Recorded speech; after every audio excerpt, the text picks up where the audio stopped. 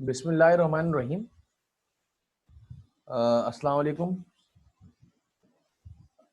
हमने जो very first class में जो बेसिक अकाउंटिंग स्टार्ट करी थी बच्चों, तो जब तक थोड़ा सा इन द मीन टाइम जो बच्चे नमाज पढ़ने गए तो वो भी आ जाएं, तो जरा सा पहली क्लास का थोड़ा सा बैकग्राउंड लेते हुए चलें, फिर आगे इंशाल्लाह बढ़ते हैं बच्चे। तो इंट्रोडक्शन टू अकाउंटिंग जो कैफ 1 है आपके पेपर में,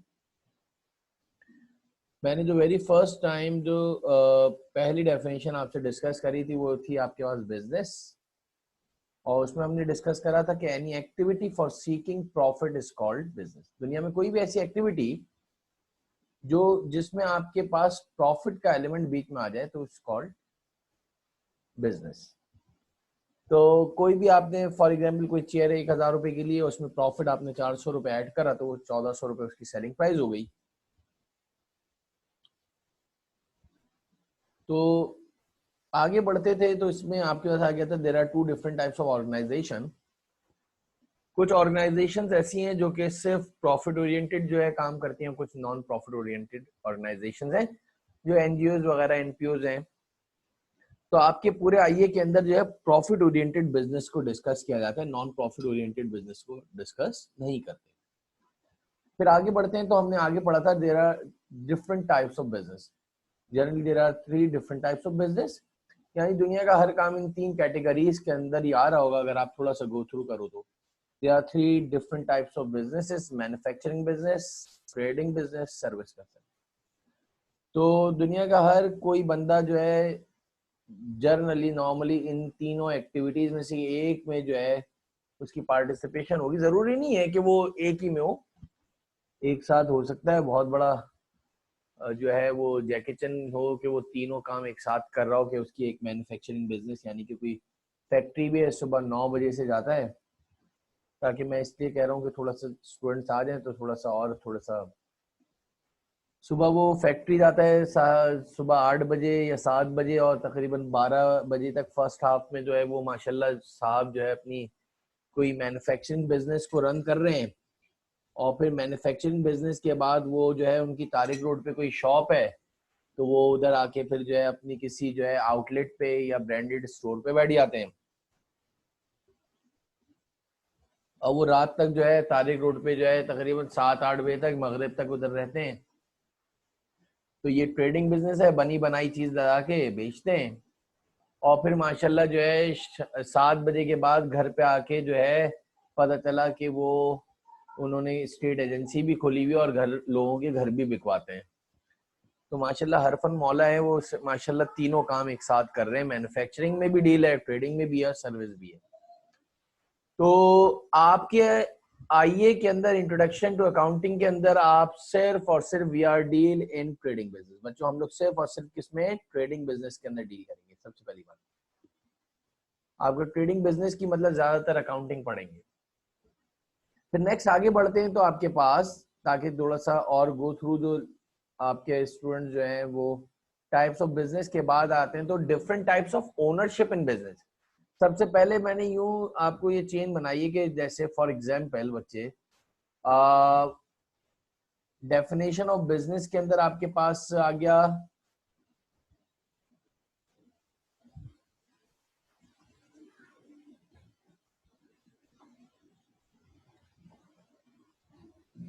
सर जितनी भी प्राइवेट कंपनीज और बिजनेस हैं क्या जरूरी है कि वो प्रॉफिट ओरिएंटेड ही हो? भाई जनरली तो बिजनेस होता है इसके लिए मेरा बच्चे। बिजनेस की जनरल डेफिनेशन डिस्कस करिए भैया। बेटा वो नॉन प्रॉफिट ऑर्गेनाइजेशन में आती है। नॉन प्रॉफिट के लिए आगे पढ़ोगे भाई कि उनका मेन पर्पस अगर प्रॉफिट हो जाए तो कोई मुजायकत नहीं है। मैं अभी इसके ऊपर डिस्कस ही नहीं कर रहा मेरे बच्चे, मैं तो बोल रहा हूँ कि any activity for seeking profit is called business. Not for profit organisation का मेन मोटिव प्रॉफिट कमाना नहीं होता, लेकिन अगर प्रॉफिट हो जाए तो क्या ही बात है, कोई मुजायकत नहीं है उसके अंदर। बहरहाल आगे बढ़ते हैं तो different types of ownership in business. तो there are 3 different types of ownership in business: sole proprietorship, partnership, joint stock company. अच्छा कुछ स्टूडेंट्स हैं जो है वो मैंने जब पिलर्स ऑफ अकाउंट पढ़ाए थे तो वो थोड़ा सा ऐसा लगा था, कुछ लोगों ने पूछा था कि सर 2-4 टर्मिनोलॉजीज को आपने डिफाइन नहीं करा था, तो थोड़ा सा उसको गो थ्रू लेते हुए भी आगे चले जाएंगे। तो जरा सा सुन लें, और थोड़ा सा जब मैं कहूँ तो उस वक्त थोड़ा सा सवालात आप पूछ लीजिएगा, कोई ऐसा इशू नहीं है। इंशाल्लाह आपके सारे सवालात को सेटिस्फैक्टली जो है जवाब दिया जाएगा, बेफिक्र रहें। असल में क्या होता है, जब इनिशियल ये हमारे आईए के अंदर सबसे बड़ा मसला ये है कि मतलब इंट्रोडक्शन टू अकाउंटिंग में माशाल्लाह कुछ हजरात जो है ना वो पुरानी अकाउंटिंग पढ़े हुए आए हुए होते हैं ना, कुछ घर से पढ़ के आए होते हैं, कुछ बाहर से पढ़ के आए होते हैं, तो सारे सवालात जो है ना वो सारी तोपें हमारी तरफ ही होती हैं कि इंशाल्लाह वो सर एक साथ ही सारे सवालात के जवाब दे देना। तो उसके अंदर जो है मतलब कि कुछ ऐसे आउट ऑफ द बॉक्स भी सवालात कर देते हैं। एक बात से बात निकली, अभी एक स्टूडेंट ने मुझसे माशाल्लाह एक सवाल पूछा कि सर वो जो है ट्रक हमने हायर करा है, रेंट पे लिया है, और उसका जो है पंचर हो गया, तो बताएं पंचर के पैसे कौन लेगा। मतलब माशाल्लाह इतने कॉर्पोरेट लेवल की एग्जाम्पल के अंदर वो पंचर में ही फंसे हुए बेचारे। तो बच्चे उसके पंचर का भी जवाब दे देंगे, लेकिन अभी जो है नहीं मेरे बच्चे, कोई आईए के सिलेबस में चेंजेस नहीं हुई है, वही है सिर्फ इन्वेंट्री वैल्यूएशन के अंदर आपके पास जो है, हाँ आईएस जो है 16 के अंदर आपके पास जो डिस्क्लोजर वगैरह जो है, इन्वेंट्री वैल्यूएशन का डिस्क्लोजर जो है बड़ा है, बता देंगे मुनीब, वो तो बेफिक्र हो जाओ जरा सा। अच्छा, sole proprietorship, partnership, joint stock company हो गई। In sole proprietorship there is single owner of the business, partnership minimum 2 owners of the business, और जॉइंट स्टॉक कंपनी में वो आपको लिस्टेड कंपनीज बनानी होती है। सोल प्रोप्राइटरशिप के अंदर जो है आपके कैफ फंड के अंदर आईए के अंदर आप तकरीबन 80 मार्क्स का जो है सोल प्रोप्राइटरशिप पढ़ोगे, 20 मार्क्स का आपके पास पार्टनरशिप आता है। फिर इसके बाद आता है जॉइंट स्टॉक कंपनी, ये पूरा डिटेल में आप जो है पूरी चीज FER1 में पढ़ोगे बच्चे। फिर आगे थे definition of accounting, accounting is the language of business, यानी कि बिजनेस में बोले जाने वाली जबान अकाउंटिंग है।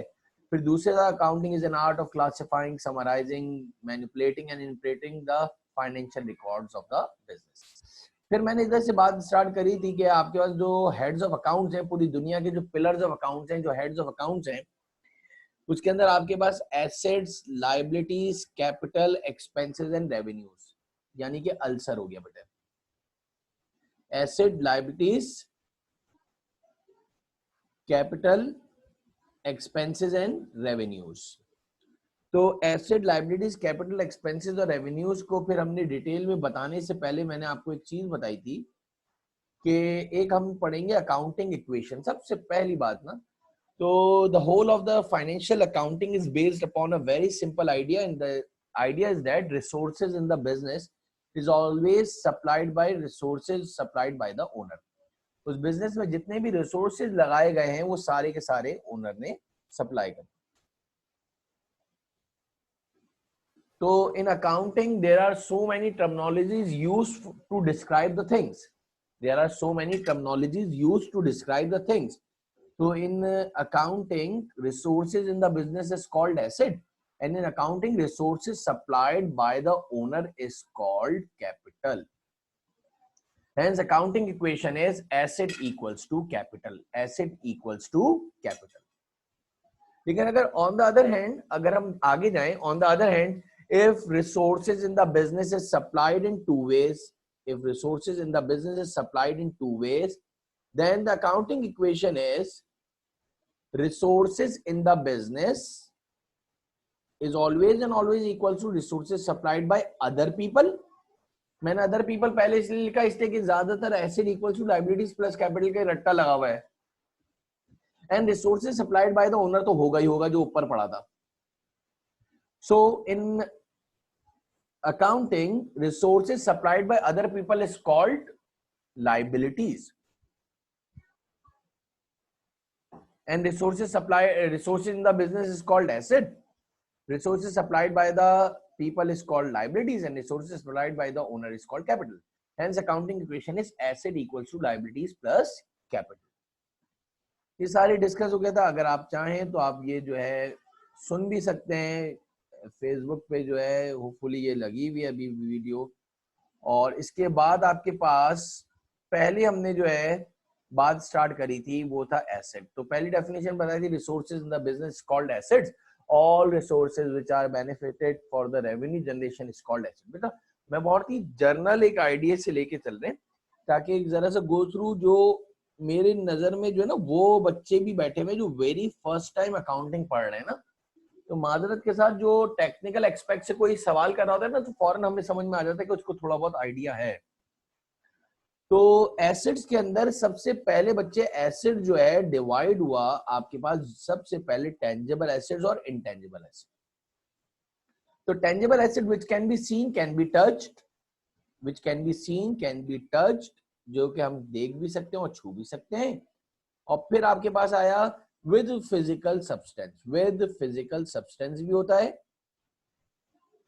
फिर आपके पास अगर नेक्स्ट उसमें देखो तो आपके पास intangible which can not been seen can not been touched, ना उसको देख सकते हैं ना छू सकते हैं। गुडविल हो गया, लाइसेंस हो गया, कॉपीराइट्स वगैरह हो गए। अब ये क्या है, आपके बियॉन्ड है। अभी हम जो है इस इंटेंजिबल एसेट में चले जाएं और उसको डिटेल में करने बैठ जाएं तो बेटा फिर FAR 1 में भी तो इंटेंजिबल IS 38 है। तो अभी जरा सा कुछ चीजों को हम थोड़ा सा बेसिक से लेके चलें तो इंशाल्लाह आपको फिर कोई जो है परेशानी नहीं होगी। फिर पता चला टेंजिबल एसेट जो है ना वो सब डिवाइड होते हैं आपके पास टू डिफरेंट पार्ट्स। एक आपके पास कहलाता है नॉन करंट एसेट्स और एक कहलाते हैं करंट एसेट्स बच्चे। तो नॉन करंट एसेट में लिखा था which can B use more than one accounting period, जो ज्यादातर देखा गया। अब देखो ये भी क्या डेफिनेशन में क्यों लिखा है दोनों का, ताकि डिफरेंस बच्चे को अच्छी तरह समझ में आए। ये मोर देन वन अकाउंटिंग पीरियड रखा ही यूं है कि आपको इसका डिफरेंस समझ में आए कि नॉन करंट एसेट और करंट एसेट में बेसिकली फर्क क्या है। विच can not change their shape easily. अच्छा आपने जितनी भी अभी तक अकाउंटिंग पढ़ी है ना बच्चे, तो इसके अंदर हर टीचर ने अपने अपने एक्सपेक्ट से एक एक पॉइंट जो है, IS के अंदर तो बहुत जबरदस्त जो है इंटरनेशनल अकाउंटिंग स्टैंडर्ड। अच्छा फाइनेंशियल अकाउंटिंग जो बेस करती है वो हमारी पूरी अकाउंटिंग स्टैंडर्ड्स के ऊपर, इंटरनेशनल अकाउंटिंग स्टैंडर्ड, एक बात समझा रहा हूँ, IAS पे चलती है, इंटरनेशनल अकाउंटिंग स्टैंडर्ड। यानी आपको फाइनेंशियल अकाउंटिंग जो है ना वो आपको ये है कि वो इन्हीं IAS के ऊपर रिलाई करती है और सारे के सारी दुनिया की तमाम जितनी भी फाइनेंशियल अकाउंटिंग होती हैं वो इस IAS के ऊपर इंप्लीमेंट होती है। लेकिन जो कॉस्ट अकाउंटिंग है, बात से बात निकली, कॉस्ट अकाउंटिंग के लिए कोई ऐसा स्टैंडर्ड्स है नहीं। अब जरा गौर से सुनो, विच can B change their shape easily. अब ये इसका मतलब क्या है, विच can B change their shape easily का मतलब भाई ये मतलब कि साल में पता नहीं अपने शेप को कितनी मर्तबा चेंज करते हैं। बेस्ट एवर एग्जाम्पल इसलिए कि मुझे ये हुआ था कि लास्ट टाइम इसकी थोड़ी सी डिटेल हमने कम करी थी, तो इसलिए इसको आज थोड़ा सा और एक्सप्लेन करते हुए चले जाएं। कैश इन हैंड, भाई आपके बिजनेस के सेफ के अंदर आज 5,000 रुपए तो कल 5 लाख होंगे, तो फिर जो है वापस से 500 होंगे। पता नहीं 365 दिन में 365 डेज में पता नहीं आप कितनी मरतबा आपका जो है कैश का बैलेंस 365 डेज के अंदर बैंक का बैलेंस कितनी मरतबा चेंज होगा भाई। एक टर्मिनोलॉजी बताई थी मैंने लास्ट टाइम, अकाउंट रिसीवेबल। अब देखो ना ये एक नॉर्मल बहुत सारे स्टूडेंट्स को पता भी होगा और बहुत सारों ने आज वेरी फर्स्ट टाइम पढ़ा है, जिसका नाम डेटर्स भी है। और इसके आगे देखो एक चीज और लिख दूं, कस्टमर्स भी कह सकते हो। यानी ये कस्टमर्स ही होते हैं जो डेटर्स होते हैं। सर ये क्या है, जिनको हमने उधार में गुड्स बेचे हैं, जिनको हमने उधार में गुड्स बेचे वो हमारे डेटर्स कहलाते हैं, क्रेडिट कस्टमर्स कहलाते हैं, अकाउंट रिसीवेबल कहलाता है। तीनों एक ही नाम है। जाहिर सी बात है जानने वाला होगा उसी को हम माल बेचेंगे, ऑब्वियसली बात है। कुछ नो हाउ हो, कोई रेफरेंस होगा तो ऑब्वियसली बात है माल बेचोगे, वरना तो कोई भी किसी को जो है बेचोगे चला जाएगा। इस तरह से आपके पास स्टॉक भी है। स्टॉक का मतलब आपके पास क्या हुआ कि जिस चीज का हम कारोबार करते हैं। अच्छा अब जरा इधर देख लो, स्टॉक का मतलब एक और चीज आपको जरा गो थ्रू कर दूं बच्चे। स्टॉक जो मैंने आपको उस दिन भी बताया था कि अकाउंटिंग में, फाइनेंशियल अकाउंटिंग के अंदर एक आप गुड्स स्टॉक,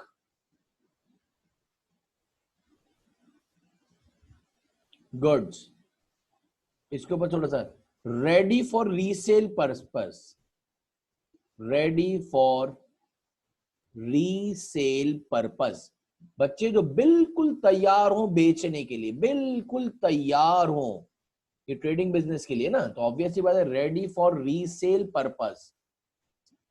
वो भाई उसके अंदर सिर्फ आपको एक प्राइस टैग लगानी है और चीजों को बेचना है, जिस चीज का हम कारोबार करते हैं।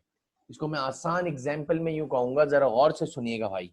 आपकी एक शॉप है, आपने जो है स्टेशनरी का कारोबार स्टार्ट करा है, जरा इसके ऊपर भी डिस्कस कर लें जरा सा। तो जो आपने स्टेशनरी का कारोबार स्टार्ट करा है, जो इतनी भी स्टेशनरी आपकी दुकान में पड़ा हुआ है, वो आपका स्टॉक है, गुड्स। आगे देखो बहुत मर्तबा आपके पास जनरल एंट्रीज आएगी, purchase goods, purchase goods, purchase goods. अब इसकी डिटेल बताने की जरूरत नहीं है बच्चों की, हमको हमारा किस चीज का कारोबार है। फॉर एग्जाम्पल आपका अगर जो है फर्नीचर बेचने का कारोबार है और फर्नीचर का आपका जो है शोरूम है, तो फर्नीचर आपके लिए जो है गुड्स हो गई। लेकिन अगर आपका गाड़ियों का शोरूम है और गाड़ियां आप बेचते हो, तो भाई गाड़ियां आपके लिए गुड्स हो गई। अगर आपका जो है वो रेडीमेड क्लोथ्स का काम है और रेडीमेड गारमेंट्स का काम है, तो रेडीमेड गारमेंट्स आपके लिए गुड्स हो गई। अब जरा देखो बात को जरा गौर से सुनना, अगर आपका रेडीमेड गारमेंट्स का काम है तो रेडीमेड गारमेंट्स आपके लिए गुड्स हो गई। लेकिन अल्लाह के बंदे, उस शोरूम में आपने 2 एसी भी लगवाए हैं कस्टमर्स के, ताकि वो आए सेटिस्फाइड हो, आराम से तसल्ली से बात कर सको, तो सेल हो सके। तो वो जो आपने 2 एसी लगवाए हैं 2-2 टन के, वो आपके लिए एसेट है। आपने उसी शोरूम के अंदर एक कंप्यूटर रखा है ट्रांजैक्शंस रिकॉर्ड करने के लिए, हिसाब किताब करने के लिए, तो वो आपके लिए एसेट है। आपने कस्टमर्स को बैठने के लिए सोफा वगैरह फर्नीचर वगैरह लगाया है, वो आपका एसेट है। वो बेचने के लिए नहीं है, वो यूज करने के लिए। उसी शोरूम के अंदर आपने 3 पंखे भी लगाए हुए हैं भाई, लेकिन याद रखो वो पंखे बेचने के लिए नहीं लिए। उसमें आपने एक एलसीडी लगाई है कस्टमर्स के लिए, एक टीवी लगाया है भाई, वो आपके लिए एसेट है। असल कारोबार तो गारमेंट्स का है। हम जो है क्या बेचते हैं, कपड़े बेचते हैं। अब जरा गौर से सुनिएगा मेरी बात ना, एक बहुत ही अच्छी जबरदस्त एग्जाम्पल अगर आपको समझ में आए, ताकि इसकी और डिटेल समझ में आ जाए। हमारा गाड़ियों बेचने का कारोबार है। फॉर एग्जाम्पल तारिक रोड पे जो है आपके पास खालिद बिन वलीद रोड है, उसके अंदर 1000 कई हजार जो है शोरूम्स हैं। उनके लिए जो वो गाड़ियां हैं, मैं फिर कह रहा हूँ, वो उनके लिए क्या है, स्टॉक है। जिस चीज का हम कारोबार करते हैं, जिसको हमने बेचने की नियत से लिया है, वो स्टॉक है। अब हुआ क्या कि ये लॉकडाउन चल रहा था, अल्लाह ना करे बेचारे किसी को अर्जेंसी आई और कोई जो है वो आपके पास गाड़ी बेचने के लिए आया, मिसाल दे रहा हूँ, आपका फौरन माइंड बदला, आपने कहा यार ये बड़ी वारे की और बहुत ही अच्छी गाड़ी मिल रही है और बहुत ही अर्जेंटली बेसिस पे मिल रही है, ये मैं बेचूंगा नहीं, ये मैं अपने बिजनेस के यूज के लिए लूंगा। बच्चों, अब वो गाड़ी आपने बेचने के लिए नहीं ली है, वो आपने चलाने के लिए ली है। तो याद रखना वो आपके लिए एसेट हो जाएगा, और बाकी शोरूम में जितनी गाड़ियां खड़ी हुई हैं वो सारा आपके लिए स्टॉक होगा।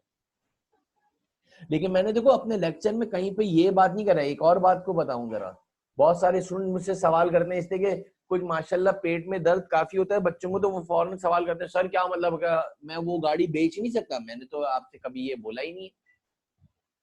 मैं बोल रहा हूं उसको भी आप बेच सकते हो, लेकिन नियत नहीं थी बेचने की। तो याद रखना डबल एंट्रीज में ये आपके लिए बड़ा काम आ जाएगा।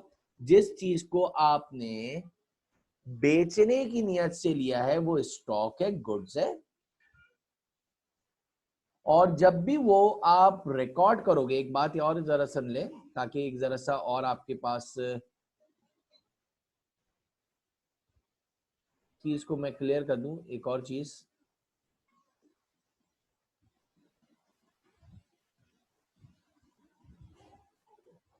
जब भी आप गुड्स खरीदोगे तो उसके लिए जो एंट्री बनेगी बच्चों, वो बनेगी परचेजेस के नाम से रिकॉर्ड किया जाता है। जैसे कि बहुत सारे स्टूडेंट्स कहते हैं भाई डबल एंट्रीज में बाद में बताऊंगा, उसको परचेजेस के वर्ड से रिकॉर्ड करते हैं। जिस चीज का हमारा कारोबार होता है, तो आपके पेपर में कभी ये लिख कर नहीं आता कि वो गुड्स जो है उसका किस चीज का कारोबार है। वो गुड्स लिख के देगा तो बस हमें समझ में आ रहा है ये इसके कारोबार, उसने बेचने की नियत से लिया है, तो वो परचेजेस के नाम से लिखा जाता है। लेकिन जब आपके पास ट्रांजैक्शन में लिखा हुआ है परचेज फर्नीचर, तो वो फर्नीचर के नाम से ही लिख दोगे। बोलेगा इक्विपमेंट, तो इक्विपमेंट के नाम से ही लिख दोगे। वो बोलेगा डिलीवरी वैन खरीदा है, फौरन समझ जाना ये सारी चीजें हमने अपने यूज के लिए, बिजनेस के यूज के लिए ली है बच्चे। अब जरा वापस से आ जाएं तो इसको मैं बाद में आपको डिटेल में बताऊंगा। और भी अभी जो सिर्फ इसके अंदर फर्नीचर, कंप्यूटर, ये जितने भी आपके पास नाम दिख रहे हैं, motor vehicle, land and building, these are all called non current assets. Cash in hand, cash at bank, account receivable, prepaid. भाई प्रीपेड क्या होता है? प्रीपेड के ऊपर थोड़ी सी बात सुनने का, सर आपने प्रीपेड को नहीं बताया था। वो तमाम पैसे जो आपने एडवांस में पेमेंट कर दी है, एडवांस में पेमेंट कर दी है लेकिन यूटिलाइज करना बाकी है। भाई मेरी एग्जाम्पलों को याद रखोगे तो इंशाल्लाह बहुत जल्दी समझ में आ जाएगा। आप अपने मोबाइल के अंदर जो कार्ड डलवाते हो, prepaid calling cards is the best example. Prepaid calling cards जो अल्लाह माफ करे हमारे वालों ने रखा है लोड, इजी लोड जिसको बोलते हो, अल्लाह माफ करे, लोड है लोड। बहुत सारी दुकानों पे लिखा होता है यहाँ लोड दस्तयाब है। अरे भाई इसका नाम प्रीपेड वाउचर्स भी हैं भाई। कभी जाके अगर बाहर जाओ तो वो ये नहीं बोलते कि यार लोड है, दुबई में जाके, वो तो मैंने तो देखा है कि भाई do you have some prepaid vouchers. तो ये समझ में आता है हमारे पाकिस्तानियों ने नाम रखा है इजी लोड दस्तयाब है, पान वाले की दुकान पे भी लिखा होता है। बहरहाल बताने का मकसद, पहले पैसे दे देते हैं, इसके बाद उसको यूटिलाइज करते हैं। First we paid then we utilise. बाकायदा हमारा पूरा चैप्टर है, हमारा एक पूरा चैप्टर है, इंशाल्लाह वो दूसरे या तीसरे नंबर पे मैं पढ़ाता हूँ, that is called accrual and pre payments. बड़ा ही अच्छा कंसेप्ट वाला, से आपकी जो है एडजस्टमेंट बड़ी अच्छी हो जाती है। अक्रूवल एंड प्री पेमेंट के अंदर हम इसको डिटेल में पढ़ेंगे। अभी सिर्फ अपने पास की नोट डाउन कर लेना, prepaid means first we paid then we utilised. तो ये इसको थोड़ा सा गो थ्रू इसलिए करा है बच्चे कि बहुत सारे सुनने का कि सर आपने बहुत सी टर्मिनोलॉजीज लिख दी थी, उसको आपने थोड़ा सा कम बताया था। लाइबिलिटीज के ऊपर आ जाते हैं, हमने लाइबिलिटीज के ऊपर बात करी थी। Resources supplied by other people is called liabilities. Resources supplied by other people is called liabilities. और फिर एक और डेफिनेशन में लिखा था business obligations are called liabilities. Business obligations are called liabilities, कारोबारी कर्जा, कारोबारी कर्जा। फिर उसको डिटेल में हमने पढ़ा था कि there are two different types of liabilities, long term liabilities and short term liabilities.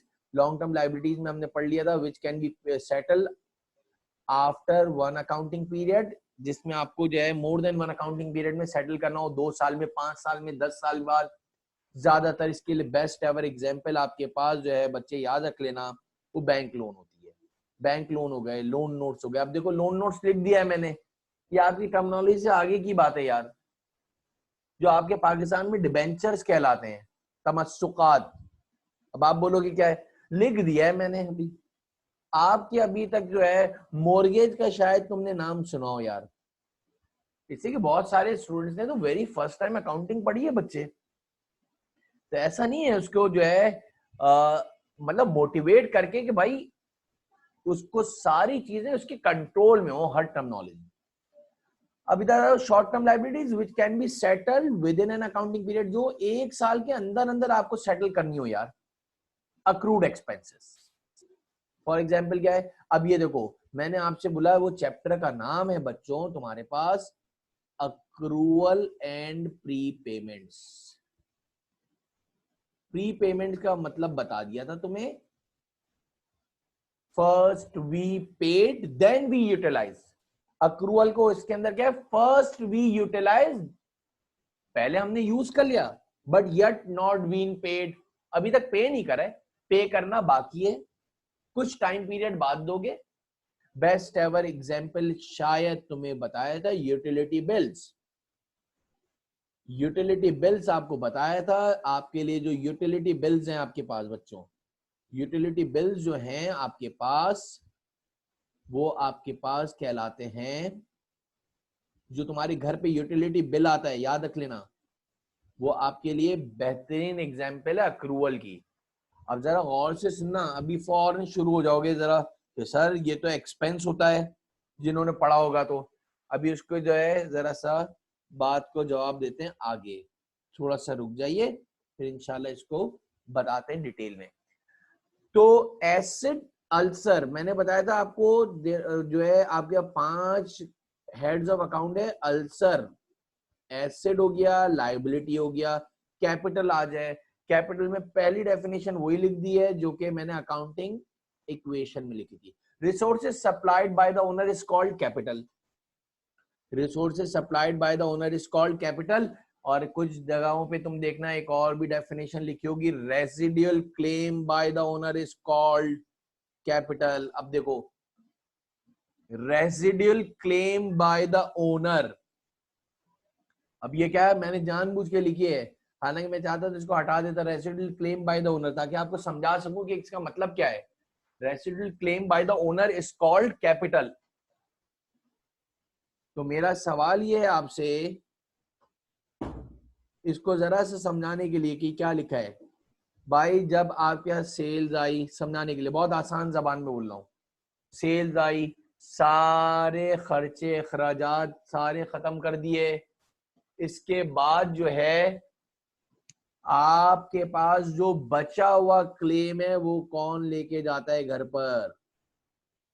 फिर कह रहा हूं, आपने सारे खर्चे कर दिए, जो आपकी रेवेन्यू जनरेट हुई इसके बाद आपने सारे खर्चे कर दिए, और खर्चों के बाद जो पैसा बचा आपके पास वो दैट इज कॉल्ड कैपिटल। अब अच्छा, इसकी कोई काइंड वाइंड नहीं होती बच्चे, बस यही है कैपिटल ना अभी बेसिक में। फिर आपके पास जो अल्सर के अंदर आपने पढ़ा था ALCER, एसिड हो गए, लायबिलिटी हो गई, कैपिटल हो गई। अब है एक्सपेंसेस, जरा आप एक्सपेंसेस के ऊपर बात करते हैं तो अगर आप देखो तो एक्सपेंसेस में आपके पास आता है cost incurred by the business, cost incurred by the business for its revenue generating activities. ओ भाई, उस रेवेन्यू जनरेटिंग एक्टिविटीज के लिए आपको कुछ कॉस्ट देनी पड़ेगी, is called expenses, is called expenses. Cost incurred by the business for its revenue generating is called expenses. For example, rent expense, salaries expense, repair and maintenance, transportation expense, selling and distribution, utility bill expense। बेतहाशा जितने भी business के अंदर आपको expenses दिमाग में आते जा रहे हैं, ये तो सिर्फ कुछ मैंने पहले से लिख के रख दिया था ताकि हमारा थोड़ा सा टाइम बचे, तो मैंने ये पहले से ही जो है बना के रखा था कि एक्सपेंसेस के अंदर और भी है, ट्रांसपोर्टेशन है। जो एक्सपेंस बचा सकते हो बचा लो भाई, खुद काम कर ले ओनर। लेकिन वही वाली बात ना, हर काम ओनर खुद थोड़ी कर सकता है थोड़ी देर के लिए। भाई आप ये जो है रेंट कैसे बचा सकते हो, आपका दुकान ही नहीं, अल्लाह माफ करे। तब जब दुकान लोगे ऑब्वियसली बात है तो उसके ऊपर रेंट देना पड़ेगा। अच्छा चलो आगे बढ़ते हैं। सुबह 9 बजे early in the morning showroom खुद खोल रहे हो, खुद ही झाड़ू लगा रहे हो, चलो झाड़ू लगा दी, सही है। इसके बाद सारी जो शोरूम को सेट भी खुद कर रहे हो, अगर फॉर एग्जांपल बंदे नहीं रखते हो यार, ह्यूमन रिसोर्स नहीं रखते हो। अच्छा इसके बाद तुमने जो है ना माशाल्लाह जो है कोई कस्टमर आ रहा है तो उसको खुद ही डील कर रहे हो। अच्छा फिर किसी कस्टमर ने, मजे की बात, किसी ने चेक दे दिया आपको, तब क्या हुआ, आप शोरूम बंद करके माशाल्लाह कहां जा रहे हो, बैंक जमा करवाने। भाई कोई बंदा ही नहीं रखा ना, तो बंदा तो रखना पड़ेगा। अच्छा जब बंदा रखोगे तो सैलरी देनी पड़ेगी। जब तुम शोरूम ओपन करोगे तो भाई अंधेरे में तो काम नहीं करोगे ना यार, तो तुम्हें ऑब्वियसली बात है यूटिलिटी यानी कि आपको कुछ इलेक्ट्रिसिटी यूज करनी पड़ेगी, यूनिट्स कंज्यूम करोगे, और यूनिट्स कंज्यूम करोगे तो यू हैव टू पे द बिल। बाय ट्रांसपोर्टेशन देना पड़ेगा। परचेजेस जो है आपने सदर से जो है जोड़िया बाजार से या होलसेल वाले से या जो है आपने एजेंट से जो है माल मंगवाया, गुड्स मंगवाए, तो अब वो सुजुकी या ट्रक में आया तो भाई उसकी पेमेंट तो करनी पड़ेगी ना। ये तो सारे ऐसे एक्सपेंसेस हैं, मैं कुछ ऐसे नाम दे रहा हूँ, मेरे ख्याल से कुछ तो ऐसे परमानेंट एक्सपेंसेस हैं बच्चे, उसको तुम कट डाउन कर ही नहीं सकते हो। आपके पास बेहतरीन एग्जांपल दे रहा हूँ, यूटिलिटी बिल। अपने घर का तुम जो है बिल खत्म करवा के दिखा दो, मेरे ख्याल से कयामत तक देना है। लाइट का बिल, गैस का बिल, जब तक यूटिलाइज करो। तो यही चीज आपके पास सारे cost incurred by the business. Sir अगर ये कॉस्ट इनकर्ड ना करें तो भाई रेवेन्यू भी जनरेट नहीं कर सकते हो, सिंपल सी बात ये। For generating activity, revenue generating activities called revenue.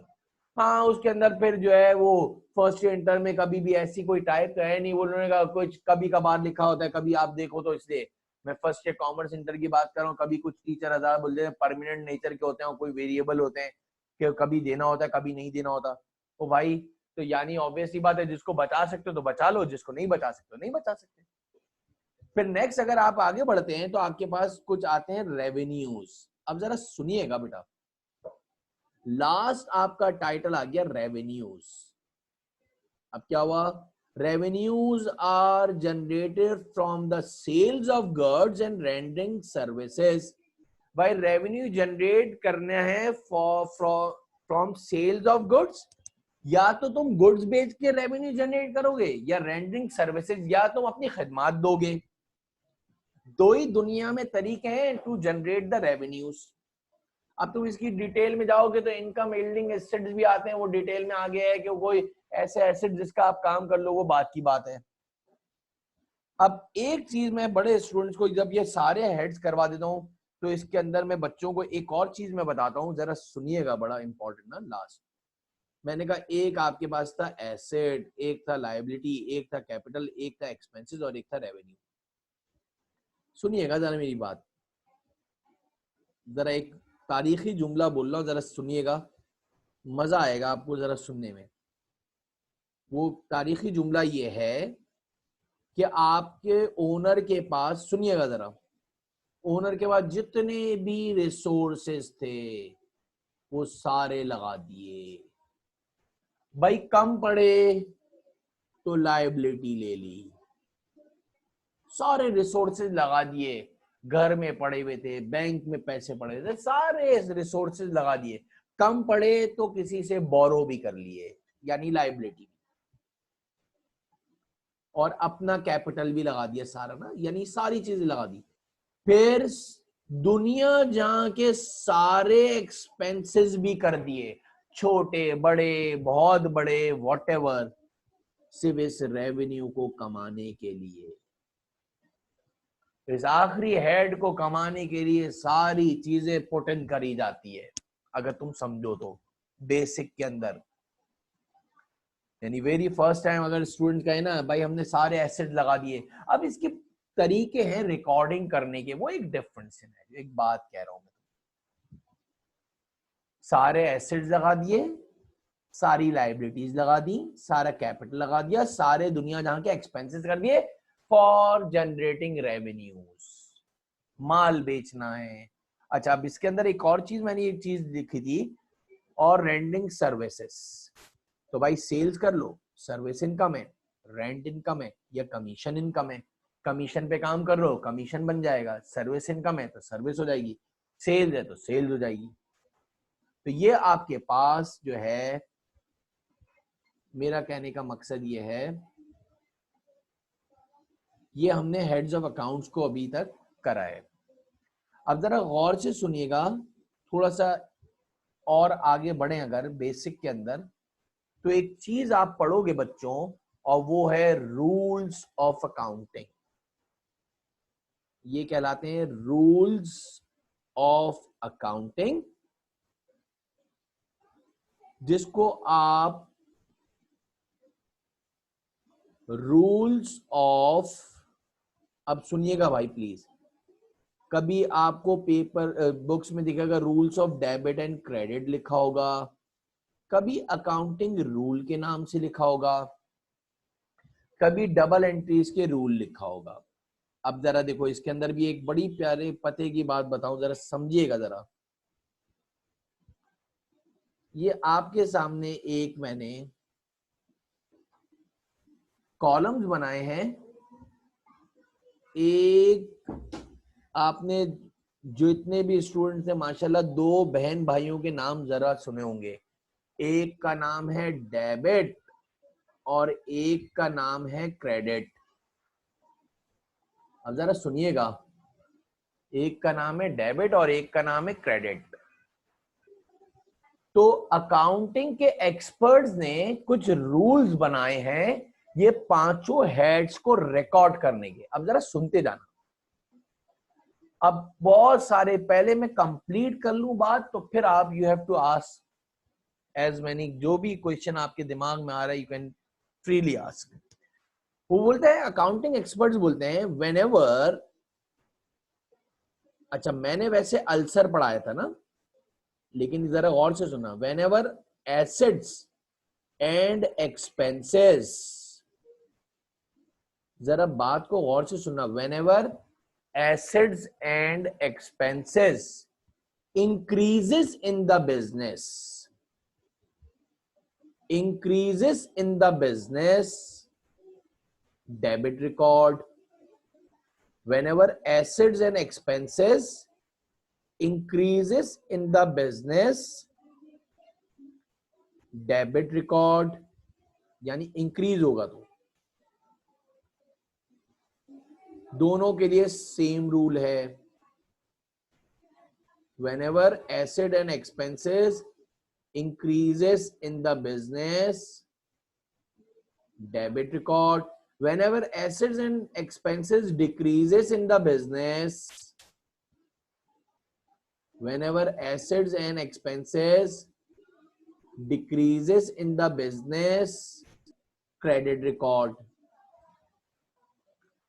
और बाकी तीन हेड्स को सबसे आसान तरीका बता रहा हूं याद करने का, इसलिए मैंने सीक्वेंस को थोड़ा सा चेंज कर दिया। Whenever liabilities,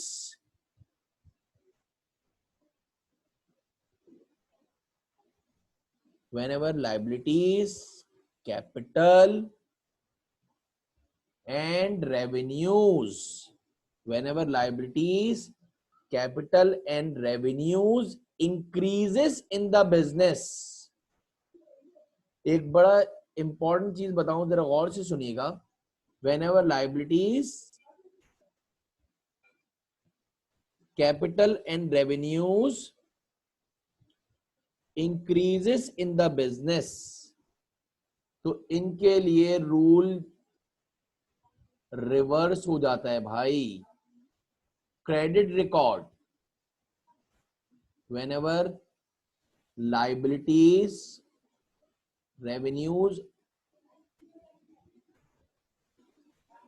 capital and revenues increases in the business,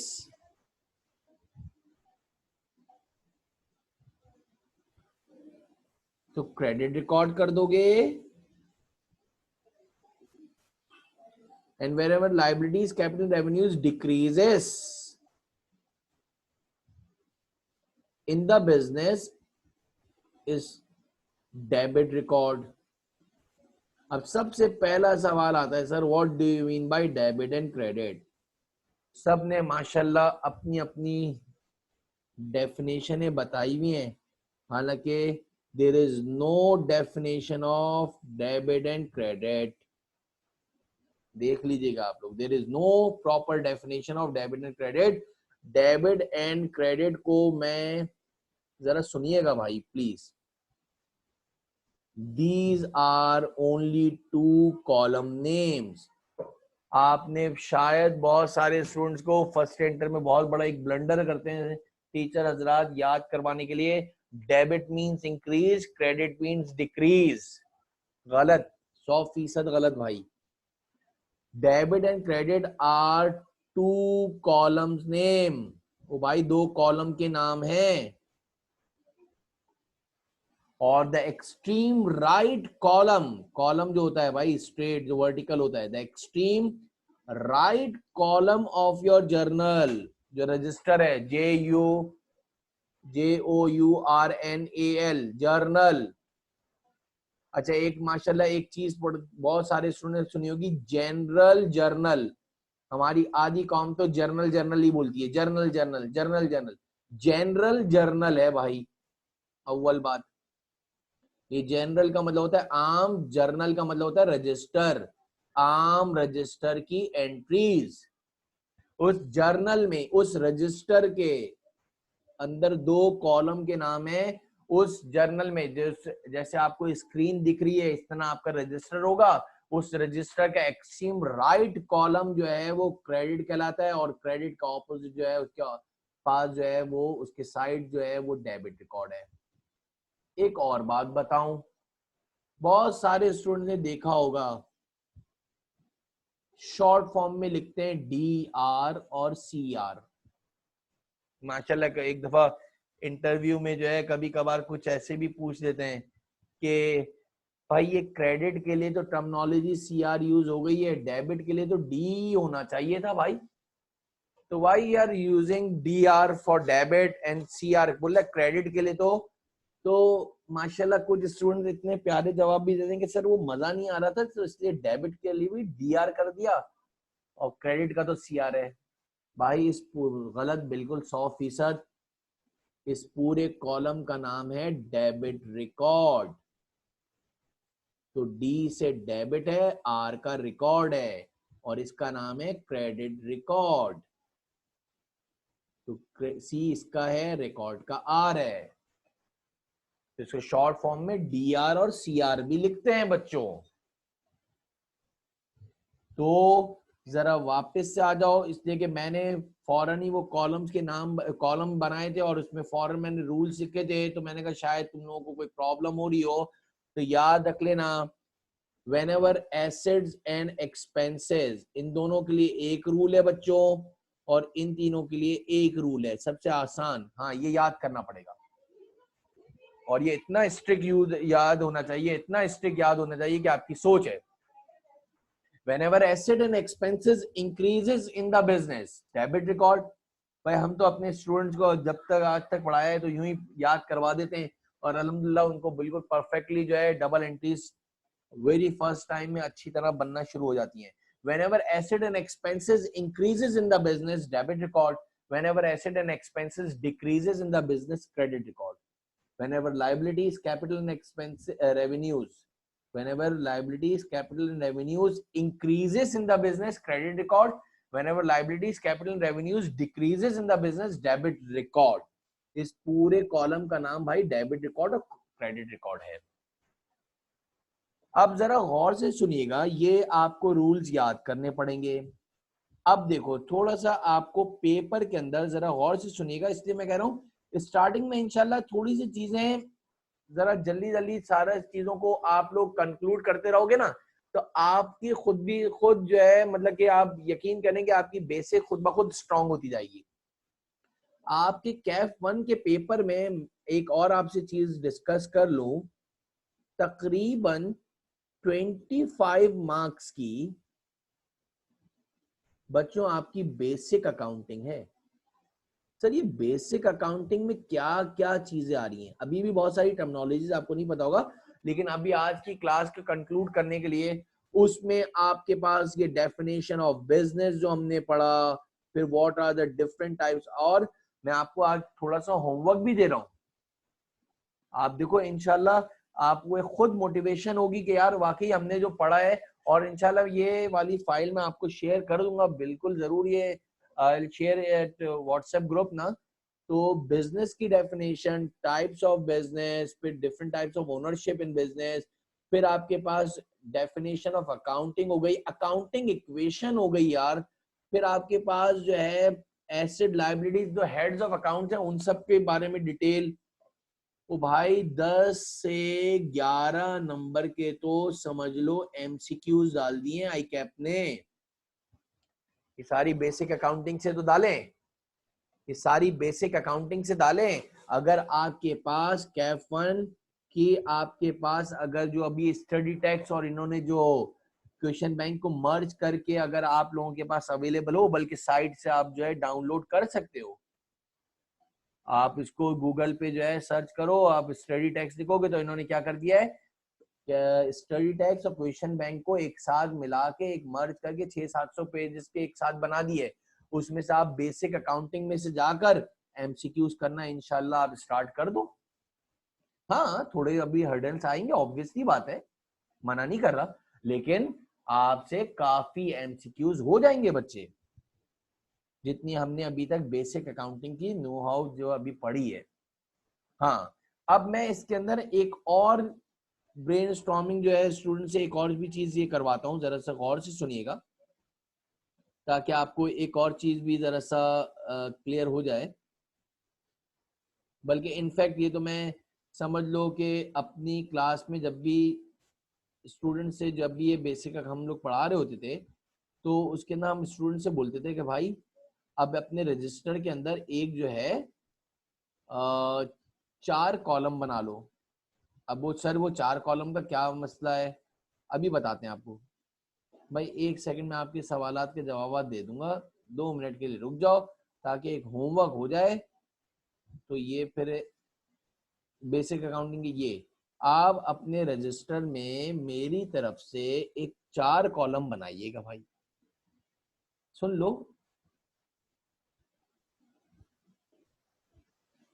और ये 4 कॉलम को इस तरह से अपने रजिस्टर के अंदर ना एक पेज पे प्रॉपर एक पेज के ऊपर आप प्रॉपरली 4 कॉलम्स बनाइएगा।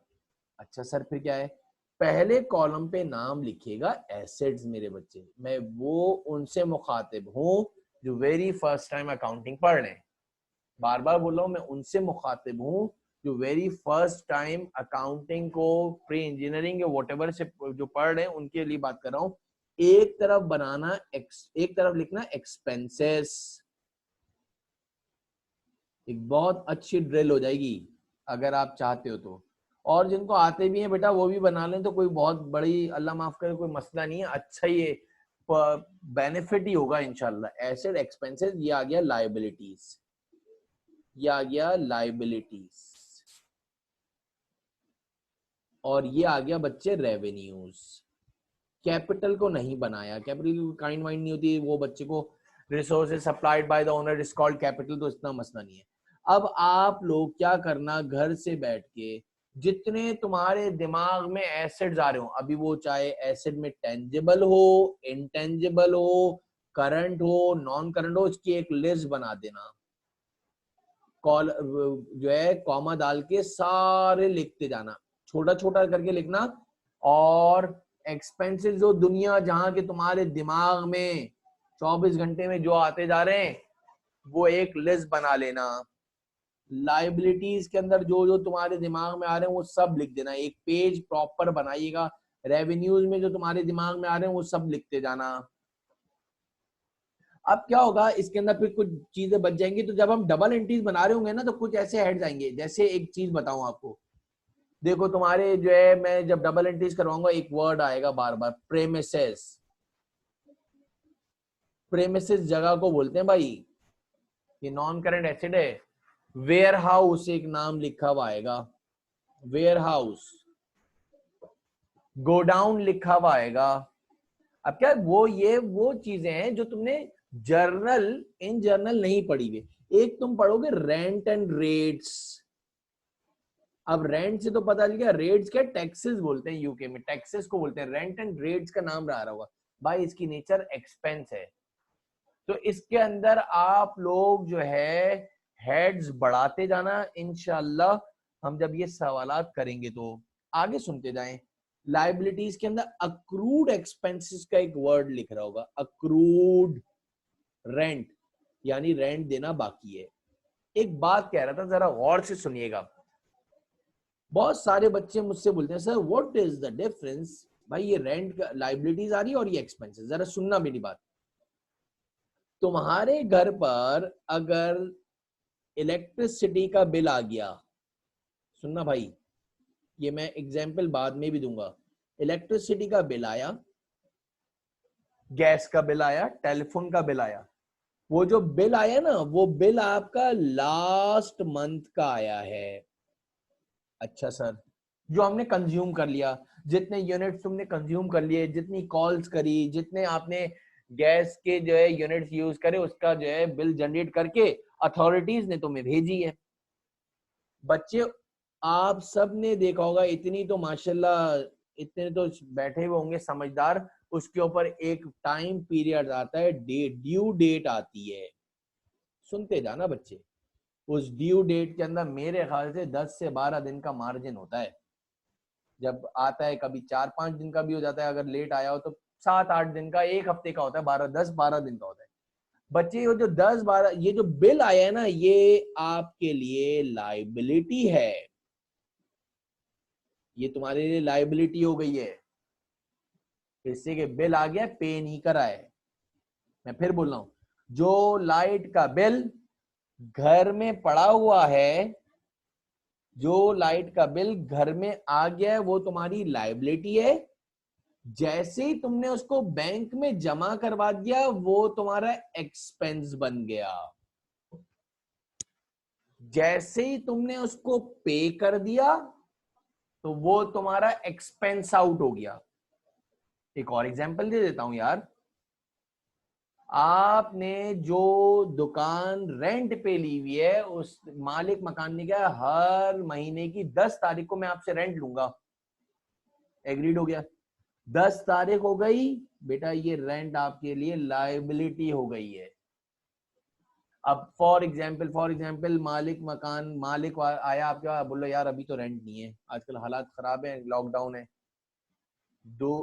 11 तारीख को आया, 12 को आया, 15 को आया, ओ भाई ये लाइबिलिटी है, रेंट पेबल। आपने उसको 17 तारीख को रेंट दे दिया 10,000 रुपए का। जब वो तुमने जैसे ही पे कर दिया, तो वो रेंट एक्सपेंस में कन्वर्ट हो गया। अब जरा गौर से सुनो, ये मैं अक्रूवल एंड प्री पेमेंट के चैप्टर में बताऊंगा। हर लाइबिलिटी एक ना एक दिन एक्सपेंस आउट हो जाएगी, हर लाइबिलिटी एक ना एक दिन एक्सपेंस में कन्वर्ट हो जाएगी। Have you got my point? अब क्या है, इस तरह से ये चीजों को आप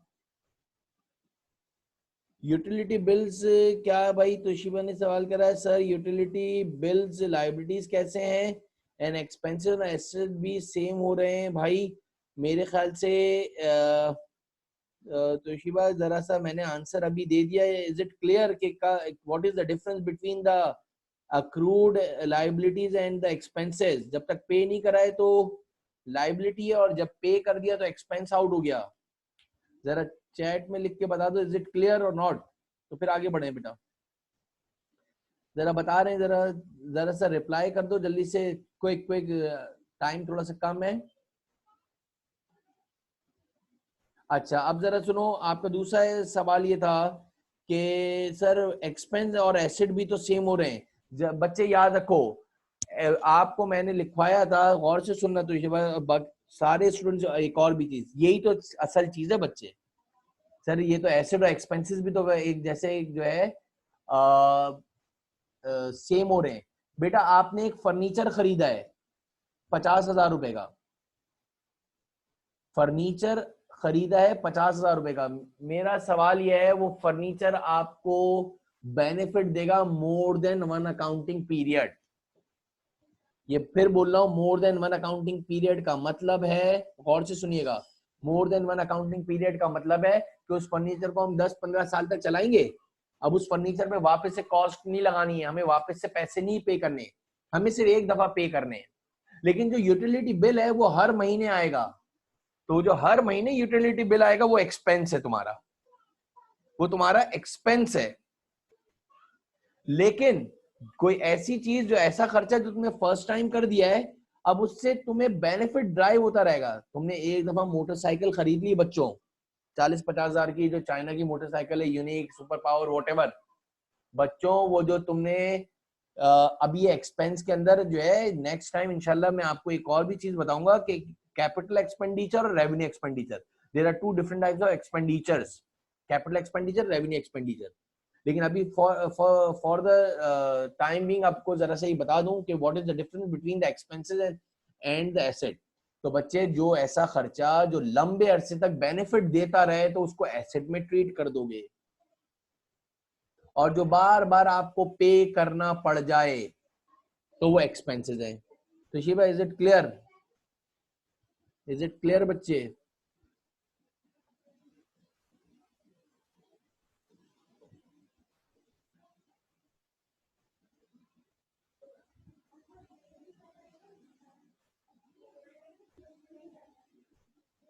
ये क्लियर है तो शिवा?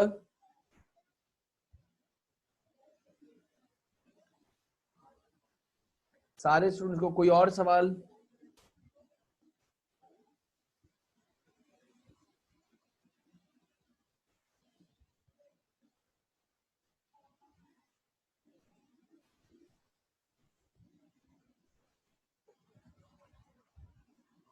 एक सेकंड बच्चे।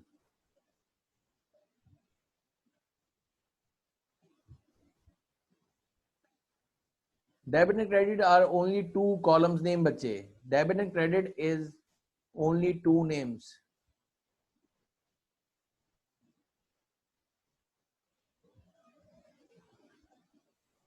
इस वीडियो को इंशाल्लाह आप जो है वापस से सुनिएगा।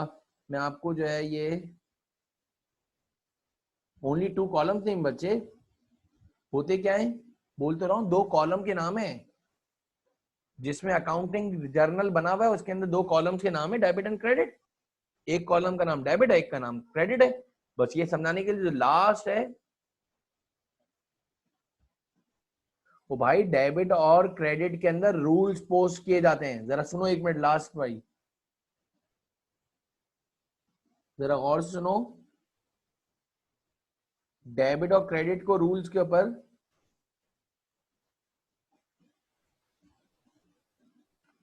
रूल्स, अगर एसेट इंक्रीज होगा तो शिवा, अगर एसेट इंक्रीज होगा तो डेबिट में रिकॉर्ड करोगे, अगर एसेट डिक्रीज होगा बिजनेस में तो क्रेडिट में रिकॉर्ड करोगे। ये देखो जरा, इसमें रूल्स के ऊपर आओ जरा please. whenever asset and expenses increases in the business, debit record. Whenever asset and expenses decreases in the business, credit record.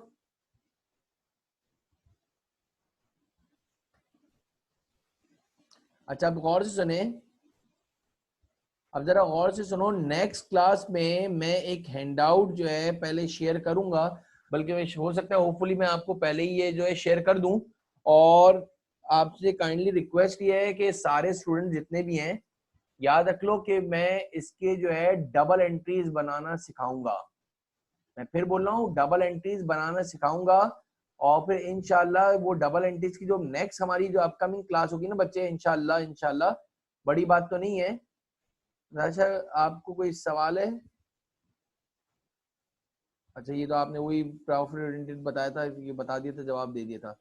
अच्छा नेक्स्ट जरा सुन लो, एक मैं इसके अंदर कुछ एमसीक्यूज भी आपको डिस्कस करूंगा और कुछ जो है rules of debit and credit जो आपके है ना, ये इसके अंदर और क्लियर हो जाएगा। बस एक बात याद रख लीजिएगा सारे student, whenever asset and expenses increases in the business is debit record। whenever अपने आप को एज एन अकाउंटेंट समझोगे, मैंने कहा था अपने आप को किसी ट्रेडिंग बिजनेस का एज एन अकाउंटेंट समझोगे, और इसके बाद जो है इस पे रूल्स हम लगाएंगे।